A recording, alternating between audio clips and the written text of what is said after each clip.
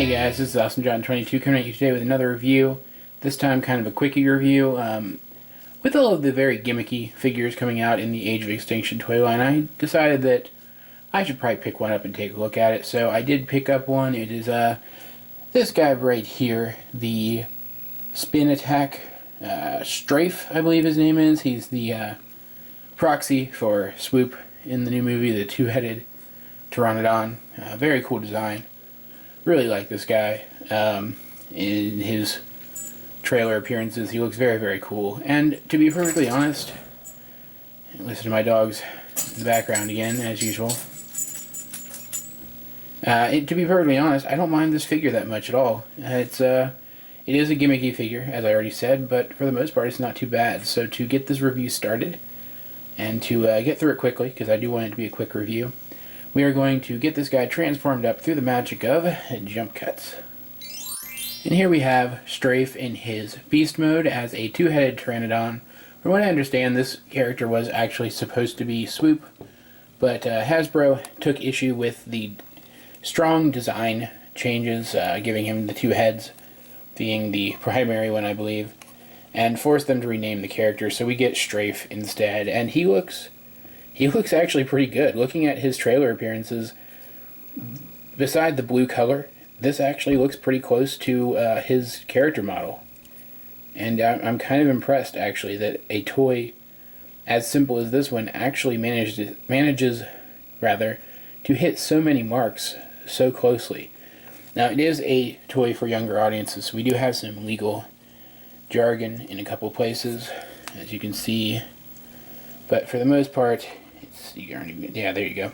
For the most part, it's not too obtrusive, and the gimmick isn't even too obtrusive, because as you can see, we have this little clip back here that holds the upper part of the body together with the waist and prevents it from spinning without you wanting it to spin. And while that does sacrifice torso articulation, it's not too bad, especially considering that the main audience for this figure is going to be kids.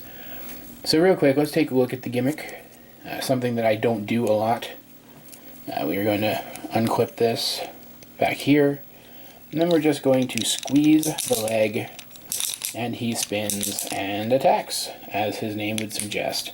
Then we just kind of click it back into place, get everything straightened up, close the tab to secure it, and pose his arms back however it is that we like them.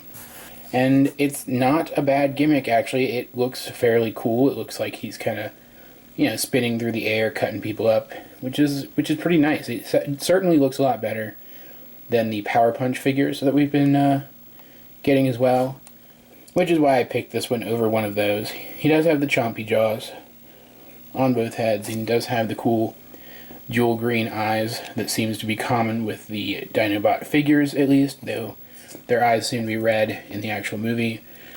His tail can pose, and as you already saw, his wings can pose quite a lot. His heads can also rotate, tilt, and look up and down. So, overall, not bad articulation for this figure either. You can kind of see where this review is going, guys. It's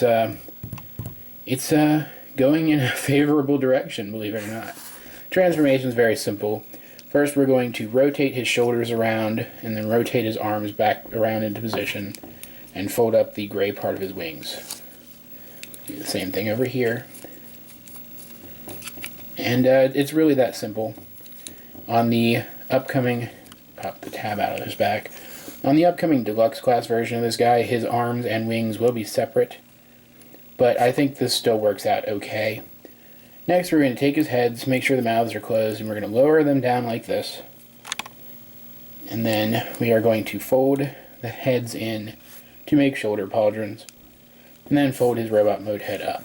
Now, we're going to come down here, and this is actually pretty cool. We fold the legs around, and the Pteranodon feet actually become his knee pads, which also seems to be very on model. And in fact, this robot mode, which is done once we lower the tail into position, also seems to be pretty on model based on what we've seen of other figures of this guy and of concept art and stuff like that.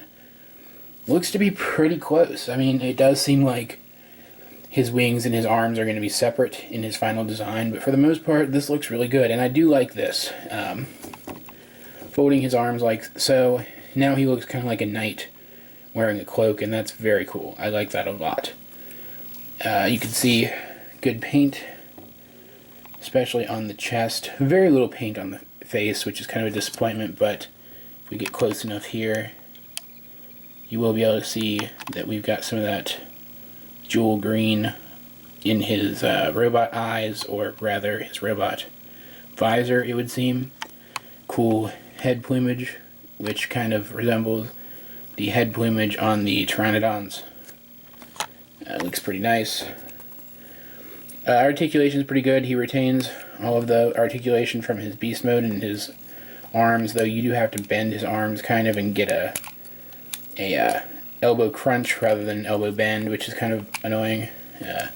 Knees do bend, but there is no hip articulation, and as I said before, to give him torso articulation, you would have to pop that tab out, and then it is gimmick related, so it's not all that great.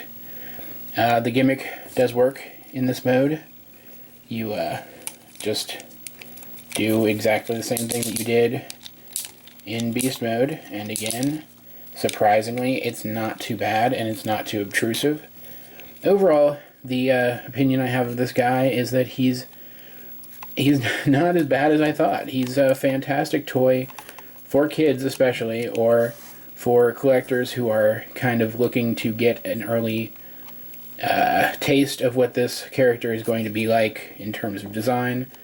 At about $12, he's not too high a price to go and casually pick up one day when you have the extra money to spend.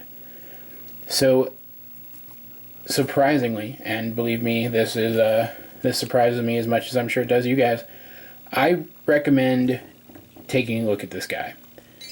For a real quick size comparison with this guy, we're going to move him over here a little bit. Put his tail down, because this tail surprisingly does help to support the figure. Then we're going to bring in a couple of other Dinobots from the same line, and try not to knock anybody over there. As you can see, he actually is about deluxe class scale, and fits in actually very well with his deluxe class Dinobot cousins.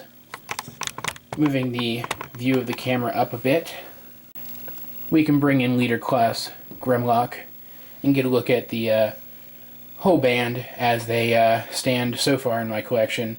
As I said before, I would not recommend this guy as a final collector's piece. The deluxe is coming out, but just to get a look at the figure or to buy for a kid, it is certainly worth the money. It looks actually quite good. Overall, Transformers Age of Extinction Spin Attack Strafe was a pleasant surprise and a perfectly reasonable excuse to break a 20 at my local Walmart. And I think you should certainly check him out if you have time. At least take a look at him in packaging at the store and see what you think. And that's pretty much all I have to say about that. Like, subscribe, leave a comment down below if you feel so inclined. In the description down below is a link to my blog as well as to my collections video. Check out the collections video. If you see anything you'd like me to review, let me know and I'll see what I can do. This has been AwesomeJohn22, and I will talk to you guys later.